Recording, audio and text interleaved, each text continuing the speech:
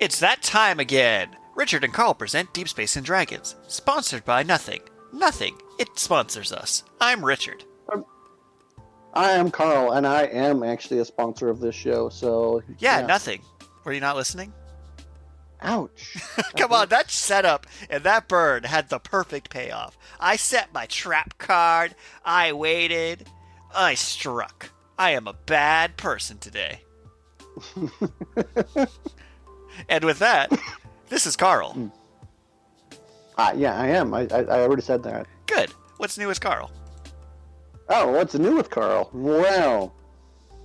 Okay, so... Sorry. You know, that'd be hilarious if what new was Karl was you coughing and then just the episode was just dead noise for the rest of it. No.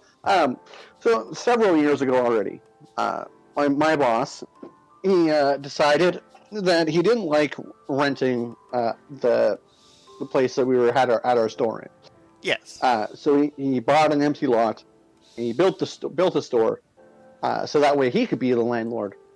Like he was super happy when they had to close down 22nd Street, which is one of the main thoroughways in Saskatoon. Dox myself. You know, we make these jokes, but you're going to look over, and on the forehead is going to be your iconic mustache and haircut as the Karl tattoo on their forehead as they stare at you across the street, and you're like, uh-oh. Anyways, he was super excited when they had to close down 22nd Street to hook water up to the brand new building. But unfortunately, one of the disadvantages of owning your own building is that then we are the property management company, like this, because we own the building. So, like, I have been assigned, several tasks of property management type tasks, things like mowing the lawn or cleaning up graffiti, or the one that I do most often is picking up garbage. Yeah. To be fair, like, a lot of places, like even Boston Pizza, I've definitely done things like clean up graffiti, pick up garbage, so it's like not that abnormal. Like, even if you rented the place, you'd probably still have some of those property management tasks, unless it was like in a mall or something. Well, I mean, yeah, most of this kind of stuff was actually done by the property management company before, because it was like, one of those, like a strip mall.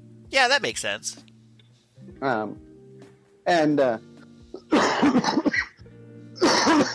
Sorry. In retrospect, Boston Pizza probably didn't rent their space either. But technically, I'm not employed by the TJ's Mega Mall Incorporated. and it's not even a mega mall. There's literally just like our store and a pharmacy. And that's it. That's all that's in the building. But the point of the matter is that particularly on the days that I open, I have to go around and clean up garbage around the parking lot, because there are a lot of have you considered getting a culinary intern? There are a lot of inconsiderate people in our neighborhood. Mm-hmm.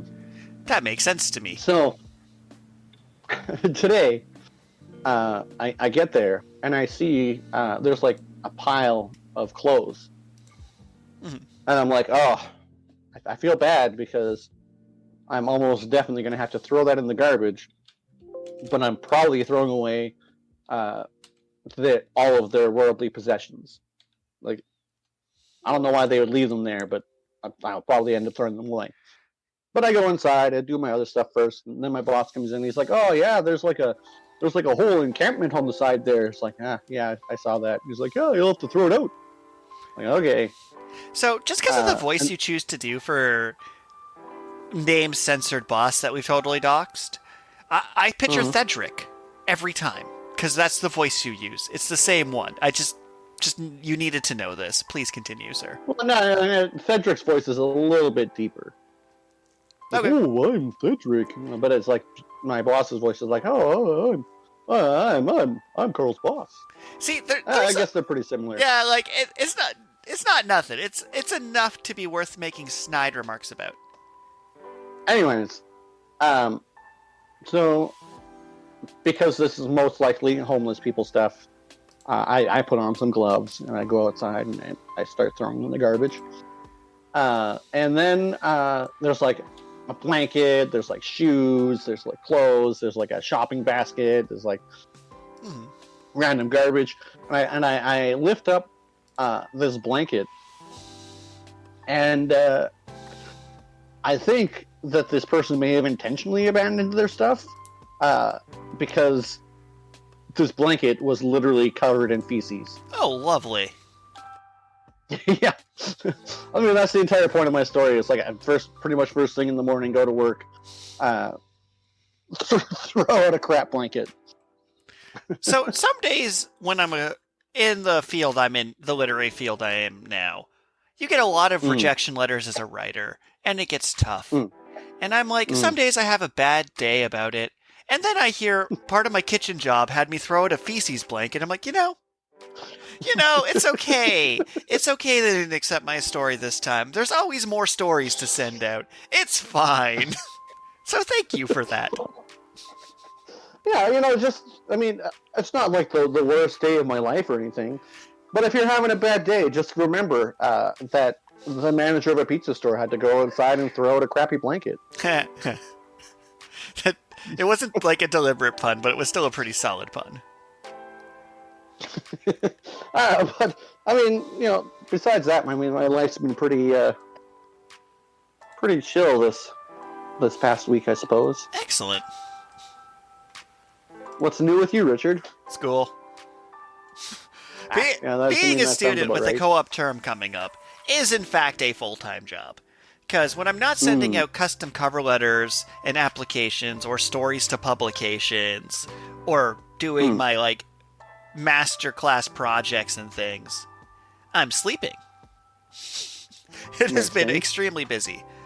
Tomorrow's assignment is we literally go in with our masterwork projects and pitch them to the other students in the publishing program to hypothetically see if they would accept or reject your novel proposal. Oh. Because they only get to take so many stories because they have a hypothetical budget. Makes sense. So that's going to be super exciting tomorrow. But my weekend was forgetting I had schoolwork to do, waking up on Monday, realizing, oh no, things are due at midnight, doing that. And that's pretty much been my life. I deserve it. I absolutely deserve what I get on that one. So... that doesn't sound that exciting either, though. That's pretty exciting.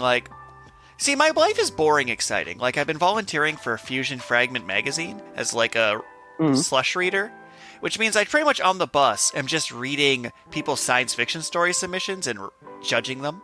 And that's lovely. Right. So it's even though I'm not good at talking about how exciting being a student is, because when it's oh yeah, I was up to 1 a.m. coming up with a budget sheet for how many copies of a book I would order and how many I'd have to sell to make profit back. That doesn't sound fun, but it was fun. I enjoyed it very much so. Yeah, fair enough. I'm one of those people who are exciting in practice and it's boring in practice, but exciting in theory.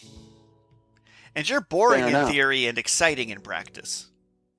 Out of the two of us, it sounds like I'd be more likely to have adventures, but no. I also took, today, me and my friend, he was working on his photography portfolio, so we, broke into City Hall in Mississauga to look at the architecture. It broke in? Well, not really. So, the world never turned back on after COVID. So, we walked into City Hall and there's just no one there. But we found a sign that said the Great Staircase or the Grand Staircase. It had a cool name. And we look, and there's literally this 5-story green marble staircase with no one there. And I'm like, that has to lead to a parallel world or something. So a lot of my day today, which was probably my most exciting day recently, is my friend needing a second person with them. Because if you're just taking photos by yourself, people question it. But if you have a second person standing there nodding occasionally, it seems like it's a legit photo shoot. Oh, yeah, okay. So he just has his briefcase of lenses as we're going on the rampage. trying to find good things to photograph. And we basically like went to like the city hall, the clock tower, the art gallery, and just looked for cool looking things to take pictures of. Got lost in the library. It was good stuff. Got lost in the library. Well, Are you sure you didn't come out in a parallel dimension? Well, we do have a test for this. Karl, Ooh. what Pokemon cry was set to my ringtone? Well, it was Charizard. It was Charizard? Or Umbreon. There we go. Okay, fuck. We were so close. If we were in a slightly similar parallel timeline, you probably would have said Espeon. And yes, I used our one F-bomb for that. It was me like, oh, thank God. Because I'm like, Karl, what's my favorite Pokemon? And you're like, Salamence, because it's competitive viability. I'm like, uh-oh. The stairway did lead me somewhere it wasn't supposed to.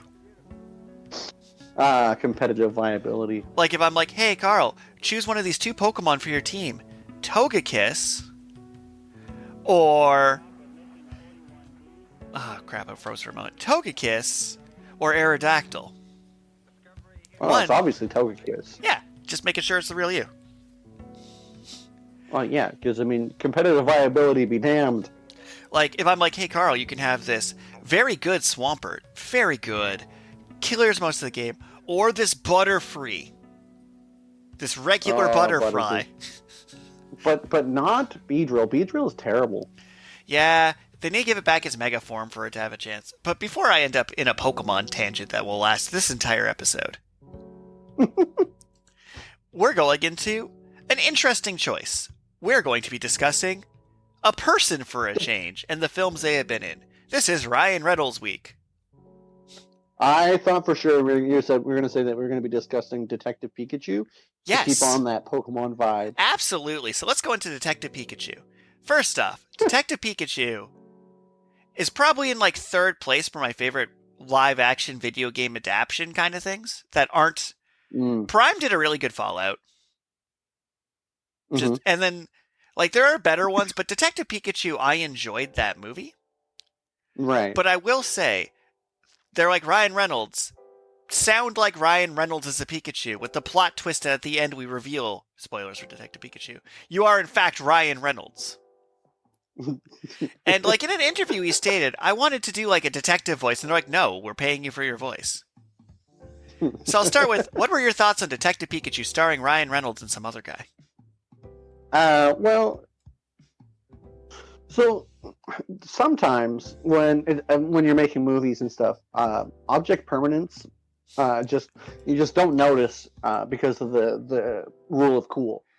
As a prime example, Jurassic Park, yeah, the first one, near the end of the movie, they're inside the main entry hall to the park, and they're surrounded by velociraptors. And then the T-Rex comes out of nowhere. There's no logical way for the T-Rex to get there. There's no logical way for it to get there without anyone noticing. And yet, it swoops in, it saves the day, real cool. Nobody notices that the T-Rex it could not logically actually be there. Yeah. But for whatever reason, the giant Torterras... Oh, I hate them. Thank you. Oh, I hate the Torterra Garden so much. That... I don't know why I just can't get over that instance of them just being blind to object permanence, but it's like, this lab is close enough to the city that they can drive there in a couple hours. How can there possibly be giant Torterras there? So the Torterra Garden drove me nuts, because it was clearly like, I want to call it trailer bait, where you like want crazy things to happen in your trailer. It was the worst scene in that movie by far. It like broke its own established rules. And the thing is, they could have been regular-sized Torterras just popping out of the ground. And it's like, in a movie with a Mewtwo, why would you use the Torterras to make your world flippy nonsense? And it was just such a poor choice and added so little to the movie, because the only like actual consequence of that was a tiny rock hitting Pikachu in the head. Yeah. Because he's weak to rocks. I mean, yeah, I didn't think about that. That's funny.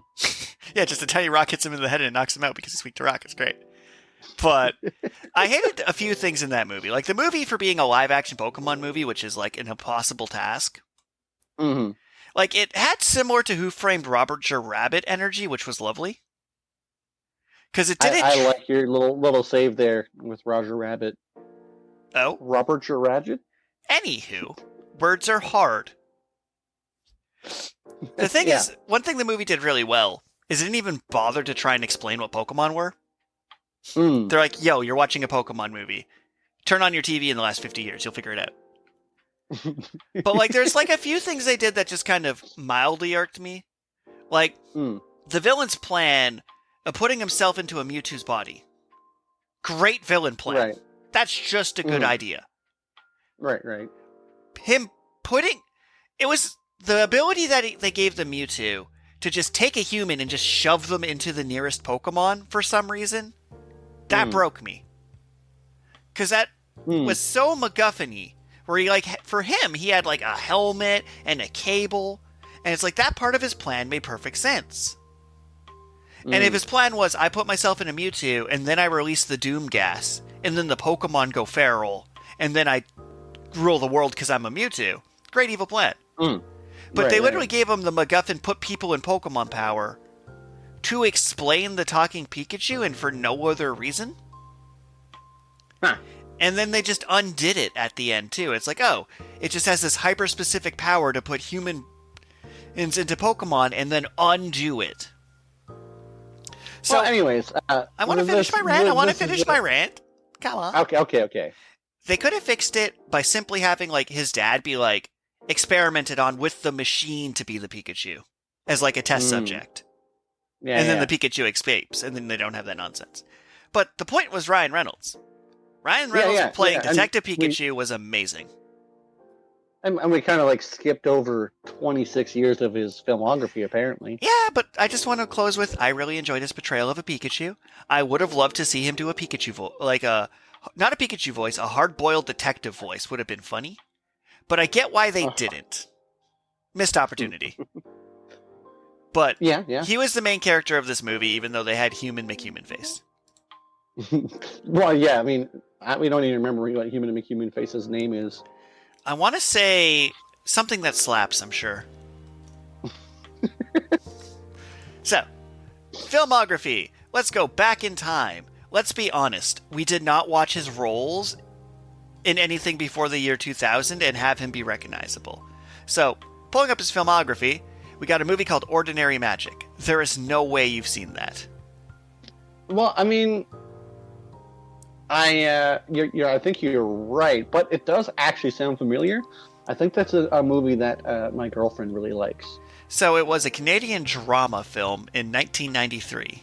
As a young boy who was raised in India by his father, who experienced a culture shock when he must return to Canada following his father's death. Yeah. So then the next one on the list. Weirdly enough, that seems to be like his most prestigious movie role. Ordinary Magic? Probably. He wasn't trying to be doofy. I wouldn't know. I'd have to see the movie. Then next on the list we have The Alarmist, which... Have you seen this one? Because this is still child Ryan Reynolds. This is still before he's evolved. Well, I mean, I believe he was born in 1976. Okay. So he would have been 19? Okay. 21-ish? I don't know, somewhere around there. So he is still pretty young in these movies. Mm-hmm. Like when Johnny Depp died in Nightmare on Elm Street. I thought you were about to tell me when Johnny Depp died at like 70. I'm like, wait, Johnny Depp died? Yeah, I got spooked. So for the sake of brevity, what is the first movie on this timeline you've seen? Because I'm pretty sure I've seen or at least heard the phrase Van Wilder enough to be familiar with it. Okay, so, I mean, Alive, I didn't realize Ryan Reynolds was in that movie, but I'm assuming, so Wikipedia, for some reason, doesn't have a little blurb about Alive, but I'm assuming that's the movie version of the book where the sports team gets stranded in the mountains. Oh, So the movie Boltneck is also released as Big Monster on Campus. Ah. I have seen that on YTV at some random chunk of time. Yeah? And modern adaptation of Frankenstein. But they're trying to make it like I vaguely recall seeing this on YTV, I think. Big Monster on Campus and Teen Monster. Martin Lawrence plays Matthew Lawrence, not Martin Lawrence. It sounds like it'll be a funny movie. And I enjoy that I really enjoy Frank successfully resurrects Karl and returns him home. That sentence makes me happy. I really like the fact that it's Karl with a K. Oh, I thought you would. You didn't know just by watching the movie, but apparently. I'm sure you would. Every Karl with a K introduced himself as Karl with a K. Every time. Yeah, it's a little tag so that everyone remembers your name. But then Van Wilder is another. I don't think I've ever actually seen it. It's not exactly what I would generally go for. Oh, but it is definitely. No, these are terrible. Enough. The entire genre of horny college comedy could die. Could just die in a ditch, be burned and buried. Because it's like, yeah, I definitely feel like I've seen this movie, but not because I put it on, you know? Because, look at all my college shenanigans and blatant sex offenderism. Yeah, that genre of films do not really age that well. Because, the entire premise is he wants to throw the most awesome college party, and then they make him graduate. I feel like this was a movie where he drove around a bunch on a golf cart. There's pieces, there's fragments of this movie in my brain, and I think it made me a worse person.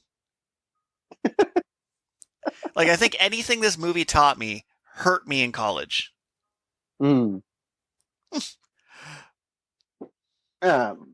But so then... He learned a degree in leisure studies. That's such a trope-filled movie, and I don't know how many tropes it's set or not, but thankfully that genre seems dead. Yeah, pretty much. Harold and Kumar go to White Castle. I mean, that's a classic. It is. I mean, it's one of those jokes, too, where it's like, White Castle gave them no money.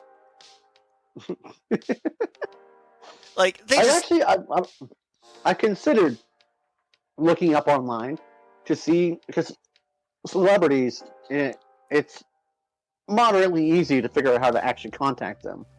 Whether or not they would respond to you, but it is moderately easy. I'm casually famous, you never know. At one point I was considering seeing if I could find Neil Patrick Harris's contact information and ask him if he would want to go on a Canadian version of Let's Go to White Castle kind of thing. No, you just ask him, do you want to be my partner for The Amazing Race? For The Amazing Race. I will say, though, it's hard to call this a Ryan Reynolds movie. Well, yeah, because he's kind of just... He only really is in the one scene. He is quite funny in the scene that he's in, because he's the male nurse.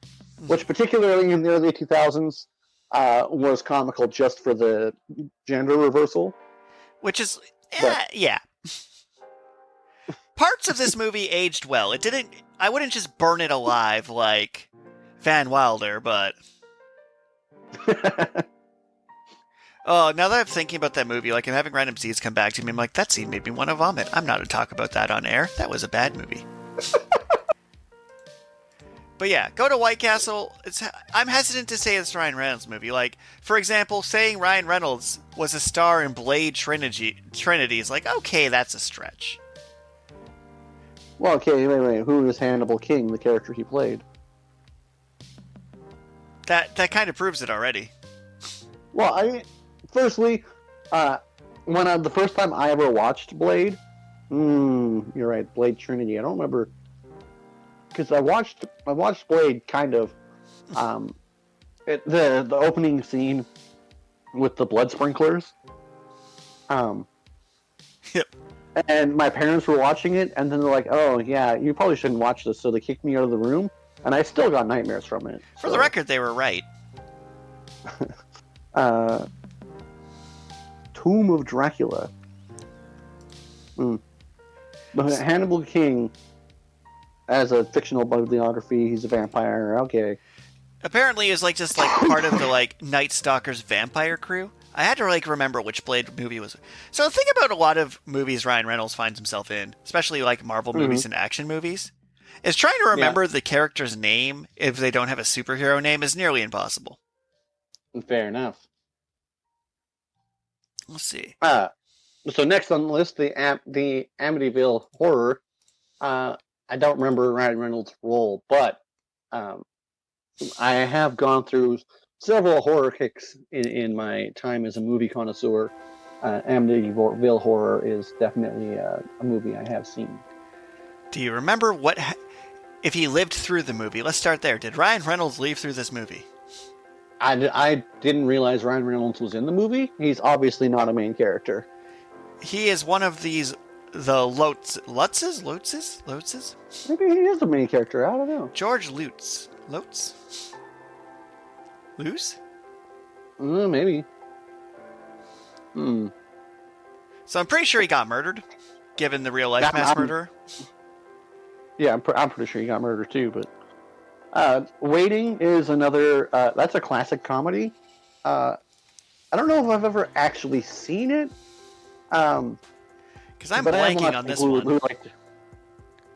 It's about a group of waiters who they're mistreated and then get their revenge on the customers, basically. By doing gross things. Oh, that would put me off. It's funny because, like, metaphorically, I'm right there with serving staff. But you can't mess with food around me. Alright, so let's jump to something I can go a bit more in depth with, because my Ryan Reynolds knowledge is not holding up great at the moment. So I'm going to jump to X-Men Origins Wolverine. Oh, you didn't want to do Adventureland? Well, tell me about Adventureland. I'm going to put a new rule. To talk about a movie, you have to be able to tell me what the movie was about. Oh, yeah, no, I can't tell you what Adventureland was Yeah, that's what I thought, punk. Yeah, I mean, you think your Ryan Reynolds knowledge is minimal? Like, I don't know why. It's worth noting, though, like, he feels like he's a comedy character, but it's always fun to see it be like, oh, wait, he can actually act when he feels like it. But, so X-Men's Origins Wolverine is the funniest career trajectory ever, because he played Deadpool in the infamously bad worst portrayal of Deadpool, and that is just deeply hilarious.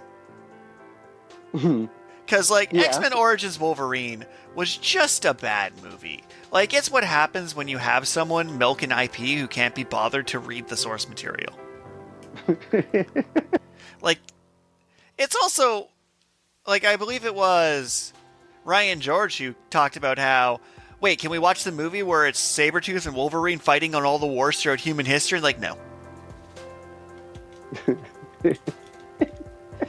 And it's like, they literally sewed his mouth shut. And just the joke where it's like, I'm a comedian, cool, I've sewed your mouth shut. Enjoy. Like, that has to be, like, the best redemption arc. Like, sure, Darth Vader has a redemption arc, but Ryan Reynolds as Wade Wilson is a redemption arc. Interestingly enough, 2009 looks to be, like, his most prolific year until 2021. Well, to be fair, The Croods was mildly amusing. Well, yeah, I mean, The Croods is mildly amusing. Green Lantern... So this is so funny to be like, okay, he did Deadpool and got done dirty. Then he did Green Lantern, and he got done dirty again? But that's such a weird success story to be like, okay, we have him in 2 superhero flops. And Green Lantern was just... So, some things, even with current technology, shouldn't really be attempted and expect them to be good. When you have characters who fight with CGI and go on space adventures, and I've noticed this with like more recent Marvel movies, like Ant-Man 3 was really bad for that. If your entire movie is filmed in front of a green screen, it's gonna be bad. Well, I mean, unless you're James Cameron filming Avatar. No, Avatar was not entirely in front of a green screen. He threw people under the water. Oh, I mean, that's true. He did invented invent new underwater technology motion to add authenticity to his green screen. Green Lantern did not do that. And just also, Fair. no one read a Green Lantern comic book when they did Green Lantern. It was just like, DC, what are you doing, man? And I'm just like, oh, Ryan Reynolds, you got 2 roles of a lifetime that didn't work. Mm. And then, Yeah, and then that propelled him to do one of the most successful roles in comic book history, I think. I think so. So, like, the thing about his later reprisal of Deadpool being actual Deadpool, my knowledge of the character Deadpool is funny. So, most of my Marvel knowledge came from the 90s cartoons and video games. So, I wasn't a comic book reader. So, I didn't know about the wisecracking merc with a mouth has 2 text boxes, a white one and a yellow one, goofy fourth wall breaking Deadpool. That wasn't a character I knew about before the Deadpool movie came out. Not really. Right. I knew, like, the Deadpool from the X-Men 90s show of, like, no, they're actually just, like, a mercenary that was on Wolverine's squad that was kind of cool. So it's funny to see the character Deadpool do a straight-up comedy. Right. But it was also, like, a dark comedy. Like, that's what made that movie really good to me, is wacky hijinks paired with what's just legitimate trauma. Because he had to do a surprising amount of range in that movie. Because if Deadpool was just doofy and wasn't like, oh, I'm dying of cancer and my girlfriend's dying and they're torturing me in a chamber and I should be nihilistic but I'm not, so I'm going to try and kill myself as a bit, you kind of have to have range for that to land at all. Right. Also, it's worth noting that he played the titular Turbo in the animated movie Turbo, about a snail going fast. And I can safely say I've never seen Turbo. I've never had any desire to see Turbo. Sorry, DreamWorks. No, snail goes fast has never been on the list of things I want to see. Like, I understand why they did it. Right. But he was a Scartista who dreamed of becoming a racer, the next Indianapolis 500 champion, and obtained super speed during a car race. Like, that's exactly the kind of thing you would throw in the background at a daycare. But what are your thoughts on Deadpool? Deadpool as a character? Deadpool like the movie. Okay. Let's go with the Ryan Reynolds first. Deadpool as portrayed by Ryan Reynolds. Well, okay, so Deadpool as portrayed by Ryan Reynolds feels like a match made in heaven. Like, I don't know what it is about Ryan Reynolds, but he has a certain charisma and, like, comedic timing. I think he has... I was thinking about this today. I'm calling it nihilistic charisma. It's something a lot of the other Marvel actors lack. He's funny-ist in depressing scenes. Right. Like, that's hard to do, because you have to strike that balance. But, I don't know, I'm still brain-topping it, but I talked over you. Please continue, sir. Well, yeah, so I feel like Ryan Reynolds is... I'm hesitant to say he was made for the role, because obviously he wasn't. But since if he was, it would have worked the first time. Yeah, that's true. But the writers and the directors and the actors, definitely for the first Deadpool movie, converged to create a truly iconic character. Well, bring a truly iconic character to life, I suppose. I'm going to shift that a bit. I don't think Deadpool... So, Deadpool was popular with a very small subject of the population. Not Marvel fans, specifically Deadpool fans like Deadpool. Right. Before Deadpool the movie came out, did you have any Deadpool fans that you knew? People who liked Deadpool, was their favorite character before the movie came out? No, I would say I do not. I had one. So out of the, 4,000 plus people I know in my, infosphere, one was a Deadpool fan before Deadpool came out. And of the version of Deadpool, that's the fourth wall breaking meta Deadpool. Right. So it is safe to say that he made Deadpool popular. A lot of comic book fans are grabbing their pitchforks, but they're also like 6 dudes, so I'm probably fine. What's interesting, though, is I'm just thinking, like, so Deadpool, they've done interviews and things where they're like, people didn't believe in this movie. They literally cut a gun scene because they ran out of budget. Mm. And, like, it wasn't something they were betting on being successful. But I still find it's insane that they actually cast him for it. After X-Men Origin. It's like, oh, we had him play this character in the worst movie ever. Let's give him another chance is logic I've never seen in the superhero genre. Like, could you imagine if they're like, Jared Leto really needs another shot at the Joker to redeem him? No! You don't go, hey, Batflick needed a better Batflick movie to really nail it. That's not what happens. You don't take a character who portrayed someone and did meh and give them another chance. I don't think I've ever seen another instance of that happen. Yeah. And even though the character had his mouth sewn shut and had no joy in them, and he really only got to be Ryan Reynolds for one scene as Deadpool, before he had giant scythe arms that would make his arms unable to bend because you have a blade of adamantium that's longer than your arm. Anyway. Also, they gave him laser vision for some reason. Ignoring all the things that make me mad about that version of Deadpool, I am blown away he got a second shot at it. I'm very happy, and it made the meta jokes really good, like in Deadpool 2, him shooting himself in the back of the head. Right. But, like, I am shocked they did it. Would you have done it? Would you have let him try again to be Deadpool? If it was your money? Well, I mean, so between X-Men Origins and Deadpool, A, there's 7 years, and B, to switch up the trajectory a little bit. Perfect. He's shown an incredible range, particularly in 2014, The Voices. Okay. Sick pivot. Good job. That is a so the description is, oh, my internet on my computer is being wonky, but it's a satire, and it's basically about a guy, and he talks to his pets, and his pets basically like convince him to kill people. That honestly sounds so fun. Yeah, it's such a good movie, and it's just like such an incredible pivot from a lot of the things that he has done before. Because it is a little bit funny, but it's not. Remember, it's very dramatic. Also, here's some things that also happened in that space. Not really his fault, but it's worth noting. Green Lantern happened in that time period, and so did R.I.P.D. Have you seen R.I.P.D.?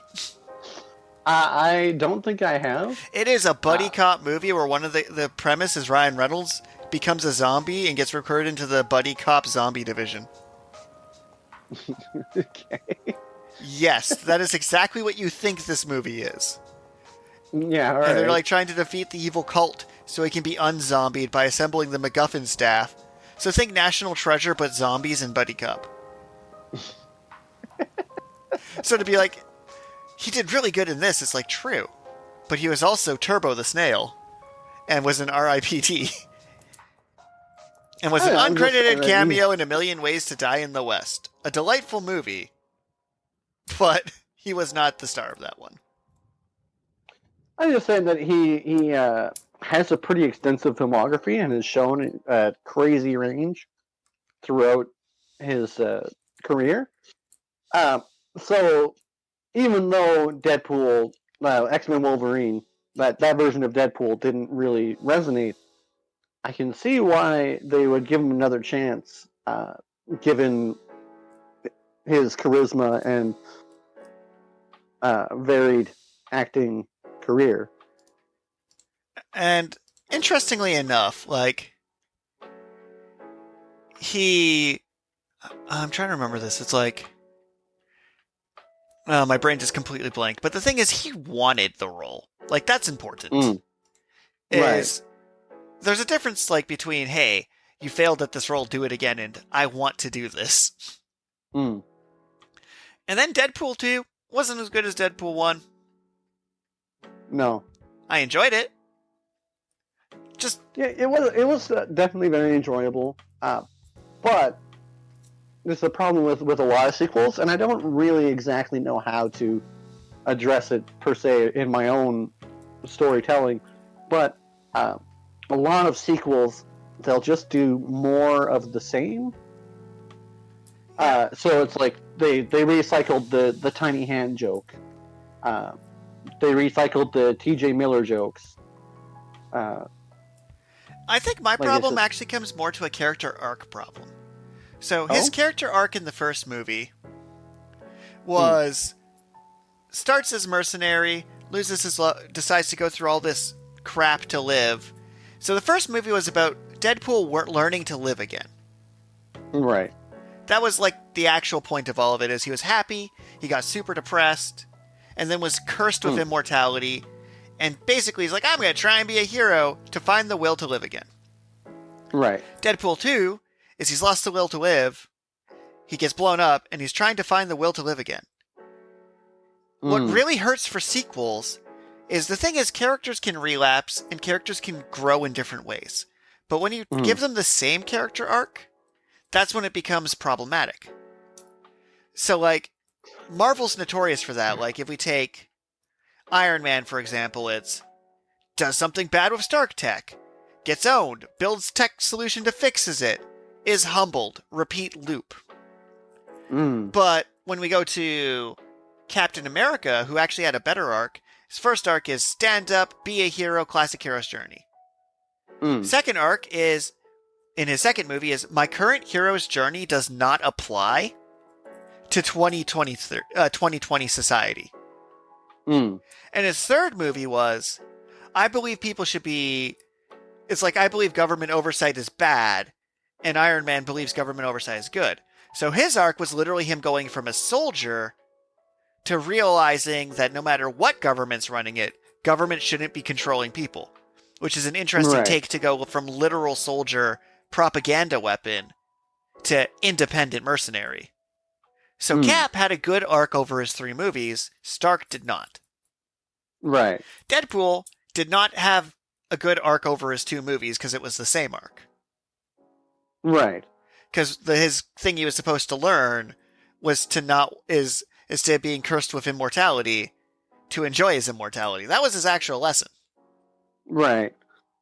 Yeah. See, I just, I mean, that kind of ties into my whole thing about sequels, where it's like they really, really, obviously the things that worked are part of what made the movie successful in the first place. But when you just do the exact same but more, it's kind of me, funny. Deadpool felt very close to being just the exact same movie, but a little bit more. So I think the problem with Deadpool, and why I'm really excited for the next Deadpool movie when it comes out, / Logan movie, is Deadpool would have worked better in Deadpool 2 if he wasn't the main character.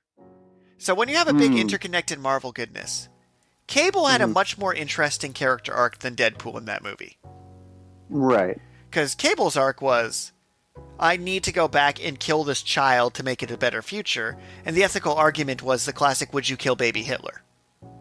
Right. That was much more compelling. So if Deadpool was a side character that was mostly just there to follow Cable's journey, it probably would have been a stronger movie. Because Deadpool didn't really have anything to learn. So why I'm really excited for Logan and Deadpool is they're both protagonists. So because they're dual antagonists, they're both gonna learn something. And I think what they're gonna learn is Deadpool's gonna learn that sometimes you have to be serious, and Logan's gonna learn sometimes you have to be chill. And I know that sounds like a super cliche lesson to learn, but they're the absolute perfect characters for it. Yeah! The Goku Vegeta lesson could not apply more to Wolverine murders main character of X-Men and Deadpool. Deadpool being the Goku and Wolverine being the Vegeta, chef's kiss. So, to move to another Ryan Reynolds movie where Ryan Reynolds played Ryan Reynolds, Free Guy. Have you seen Free Guy? Oh, that movie was great. I love that movie. But I love that. It's a guilty pleasure movie. Oh, I mean, it's definitely not flawless because, like you have said off stream, it kind of feels like they break their own logic. Like they don't really. They don't know The how a writers video game don't really works. know. Yeah, don't really know how video games actually work. So I give this one about reincarnated in other worlds and video game animes all the time. So I think I gave this rant last week, so I'm just going to give the cliff notes. They say in the show, you can't kiss a character in this video game, we play it with a mouse and keyboard. Then he kisses a character. Okay, he's an AI, maybe he can do that. Oh, she kisses him back. You said there is no kiss button. You could just say there is a kiss emote. And it's like, it was definitely one of those movies that was more interested in borrowing the world of a video game than actually fleshing out an actual video game. Ready Player One was bad for that too, where it's like, okay, at least have your writing team go play WoW for a bit first, so their brain's in the right headspace. Also, hitting a server with a crowbar to blow up chunks of the world is not how anything works. But, it was a super entertaining movie. Guy had a great character arc. Ryan Reynolds killed it. And that Captain America shield reveal was the dumbest product placement I've ever seen, and I loved it. Yeah. And it just had some really good commentary on the games industry I really enjoyed. Like, no one cares about sequels anymore. It's all about IP. And then they made Shirt Guy Shirt Dude completely misunderstanding what made Blue Shirt Guy cool in the first place. Gave him a shirt tattoo instead of having him wear a shirt. Okay, but so moving on to a movie which is definitely not a Ryan Reynolds movie, but Bullet Train it's hilarious. I personally, I've said on this podcast before, I loved Bullet Train. Bullet Train was a great movie. You should go and see it. I have a copy of the book. I haven't read it yet, but I am planning on reading the book. But TLDR, Brad Pitt's character, Ladybug, Bullet or Train. He is on the train as a substitute for Carver. Yeah. And all of the bad stuff that happens to him is intended for Carver, because Carver caused a car accident that killed the main villain's wife.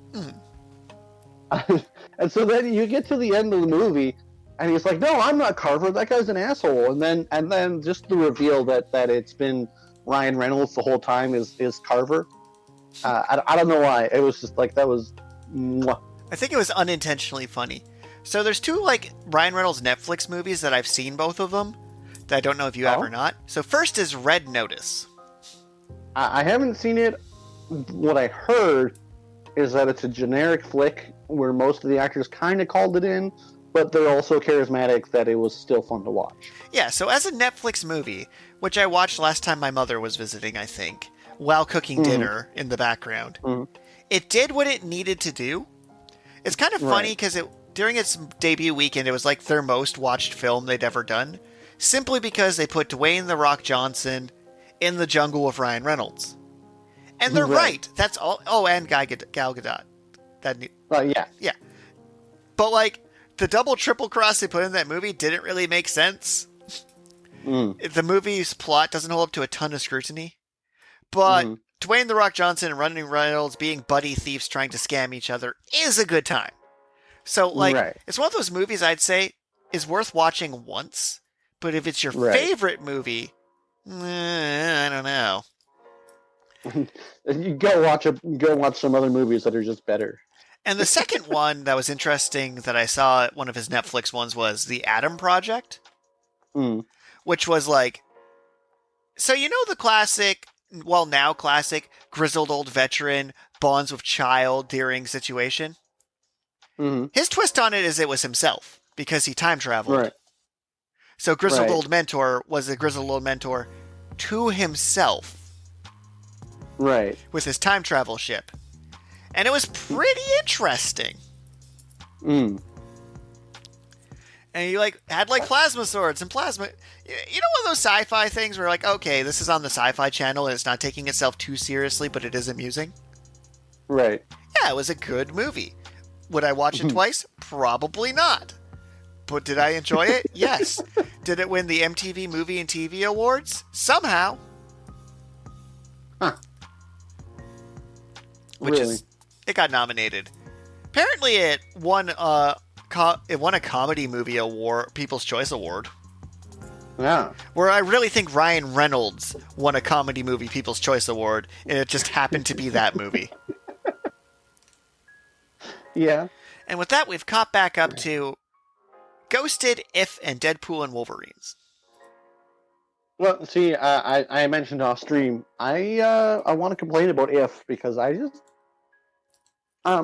something that you've said to me about some other short story ideas and other projects are that there's no antagonist. And If it's about a young girl. I want to pause for a moment. Returns... I've noticed a trend about you as a human. I think your antagonist is Steve Carell. Karl's personal antagonist is Hollywood Steve Carell. That is now canon. Please continue. If Steve Carell, if you're watching this, please comment in the video below. Steve Carell's character was not a problem. No, he just happens to be your nemesis. He's in things you hate. Because he makes them to hate you. But so the movie is about this little girl, or this young girl, I guess. She's like 12 or 13 or something. And she goes to New York, and stays with her grandmother because her dad is sick, needs a heart surgery or something. And the last time she was in New York staying with her grandmother, her mother was in the hospital and died. Okay. So the villain is death. I mean, I guess.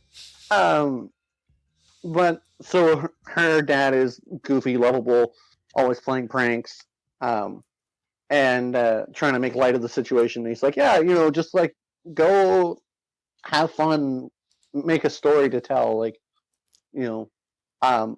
and then she inexplicably develops the ability to see imaginary friends, and comes across a hotel or a retirement home for imaginary friends. Wait. So first off, there was a very popular cartoon called Foster Home for Imaginary Friends.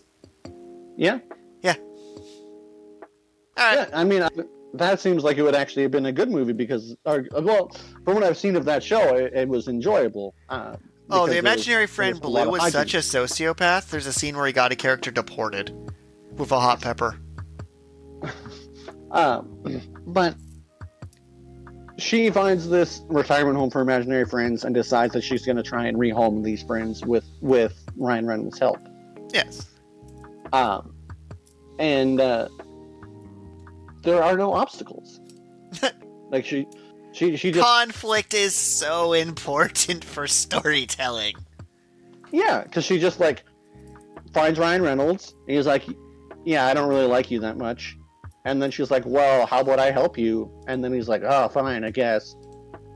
And then they go there and she's like, yeah, actually, apparently I can control this whole retirement home with my mind and redecorate, and then we can just like go and bring all these imaginary friends to try and find kids for them, and then we just magically make people able to see their imaginary friends again when they're adults. Wait, Steve Carell's character was literally named Blue? Yes. The character purple though. Foster's Home for Imaginary Friends should be doing some legal action. He's purple. He just happened to be named Blue. That makes it more lawsuitable. If you just name your character after the main character of this other thing you're ripping off, and it's not even the right color. Like, I'm literally checking to see if this was supposed to be a direct sequel or something to justify its existence. But there was a lack of conflict because everything just kind of succeeds. Basically, there's no stakes. I mean, it feels like it has a point and a message, but that point and message doesn't have any weight because it's not like whether or not her dad lives or dies has nothing to do with the rest of the movie. So to follow that up a bit, so I went to the bottom of this Wikipedia page for some of the critic quotes, which I don't normally do and I wouldn't normally read on stream, but these are so good. Okay. Here's one of them. If makes you wish you were watching some other movie. Okay. There's a fine line between whimsical dream logic of Ronald Dahl and irritating incoherent nonsense. Mm-hmm. If makes no sense narratively, emotionally, or visually. Agreed.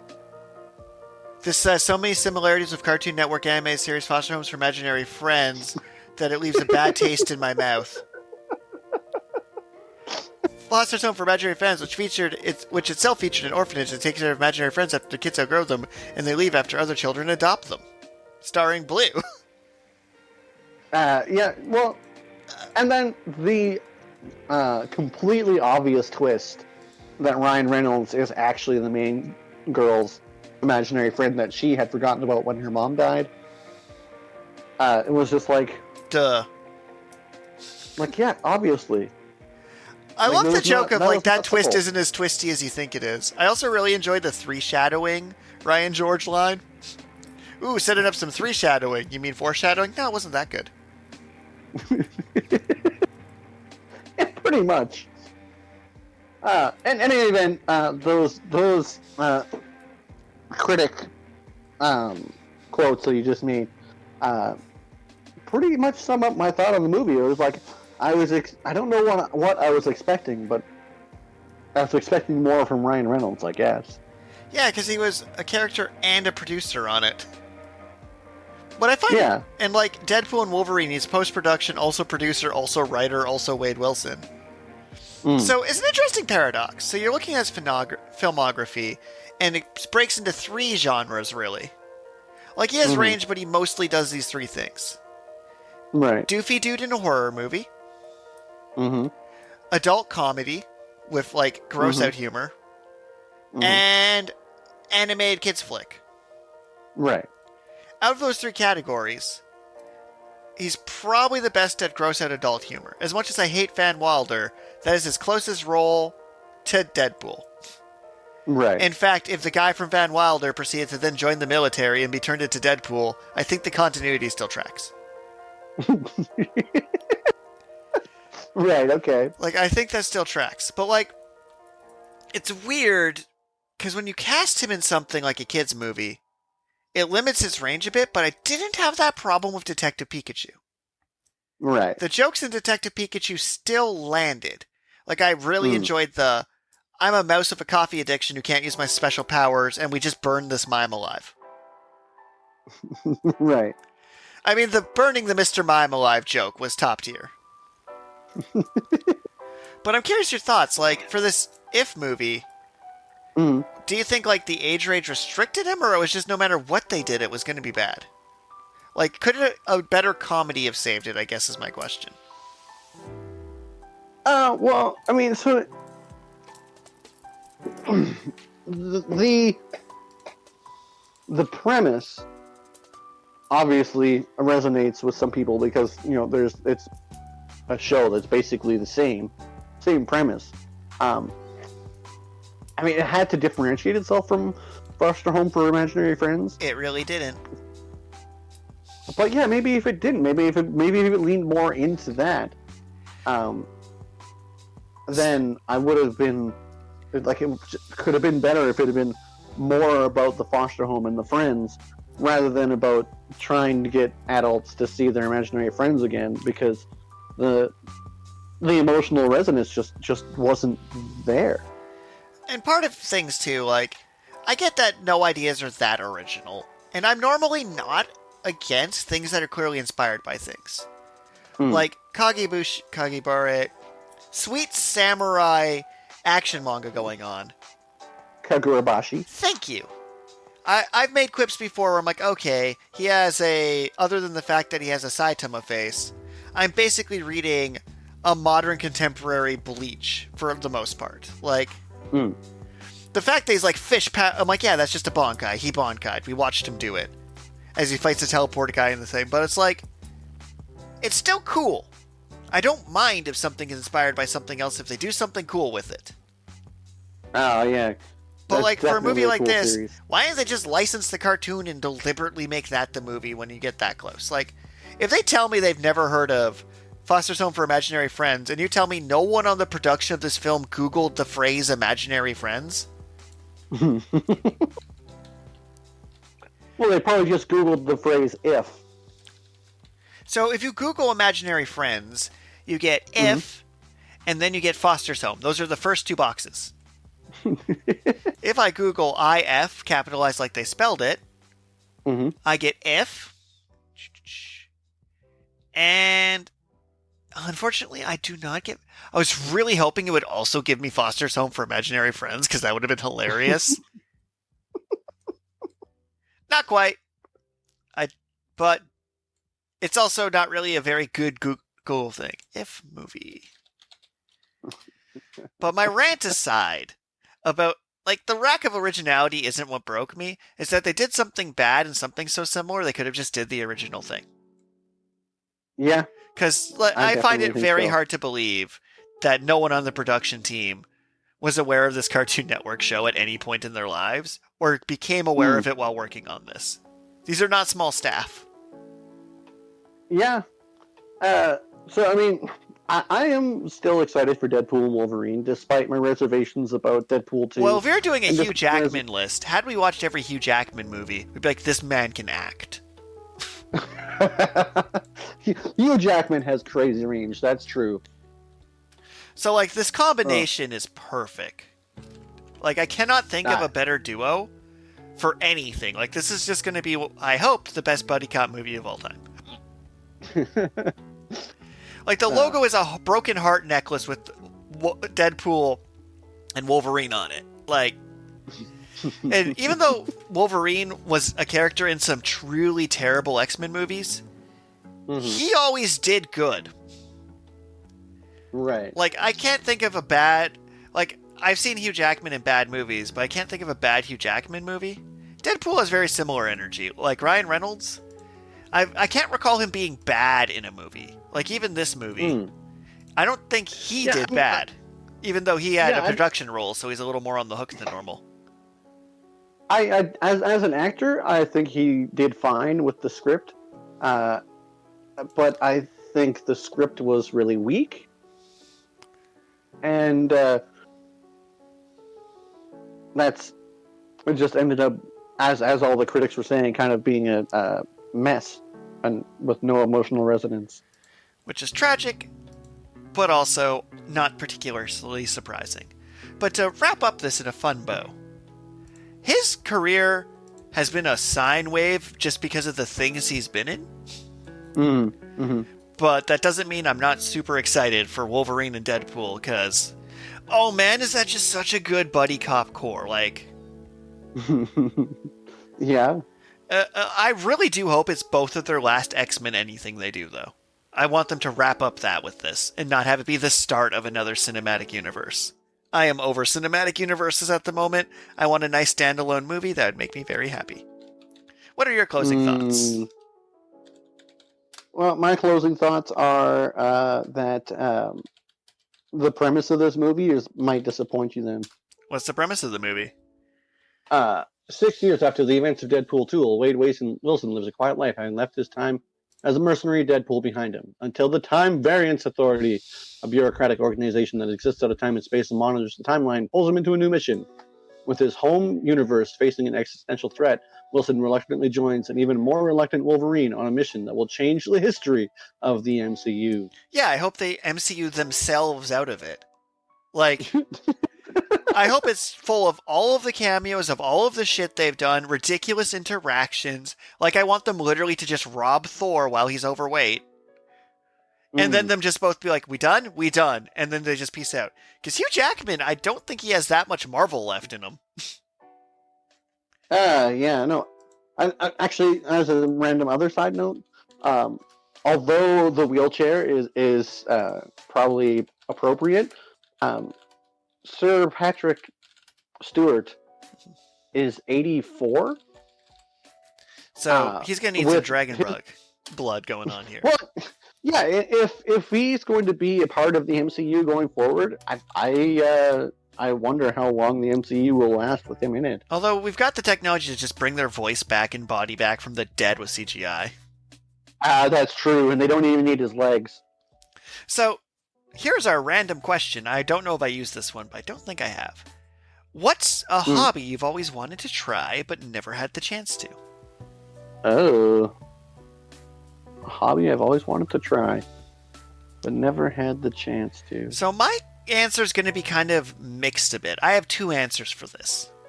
One's not really a good answer for the question, and the other one is. So I've always wanted to try game design in like a more serious capacity.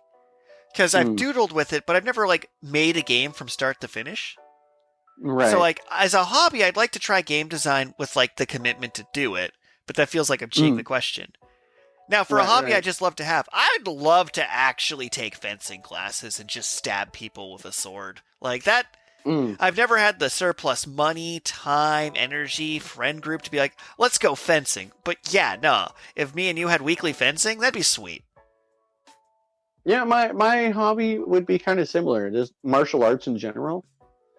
I feel like I've the ship has sailed. I mean, it's never really too late to get into shape, but I'm never going to be competitive at martial arts at this point in my life. But I think it depends on the martial art. Fencing feels like an old person martial art, like in your wage category and age category. Like MMA, you're right, you'd be dead. I wanted to give an inspirational speech, but no. Yeah, no, that's that. But stage combat would also be really fun. Ooh, that would be a good one. Historical European martial arts, shortened to HEMA. I don't know much about it, but I think that would be a fun martial art to study. Because when you say martial arts, you do not think of Europe. It's funny because it's true. But European martial arts is actually a real thing, just because martial arts is actually a pretty broad category of combat sports. That is very fair. So I'm kind of on board with this. Like, I would want to do a martial art, but I like martial arts, the more rules and less like try to kill each other it is, typically the more I like it. Like boxing, I enjoy partly because I only have to control two parts of my body, my fists. Like fencing would be a good one. But if you're like, yeah, jump spinny kicks, I'm not doing a jump spinny kick. It's just not happening. And we do have one other random question this week. All right. If you had to create a new holiday, what would it be called and how would it be celebrated? Well, So I think I would do... I need a more clever name. But it'd be like Disconnect-a-thon. And it would be like a week-long event worldwide where you don't get internet access. Oh. Everyone on Earth, just no internet or no internet for a week. I think humanity would greatly benefit. And if your job's online, I guess you're closed that week.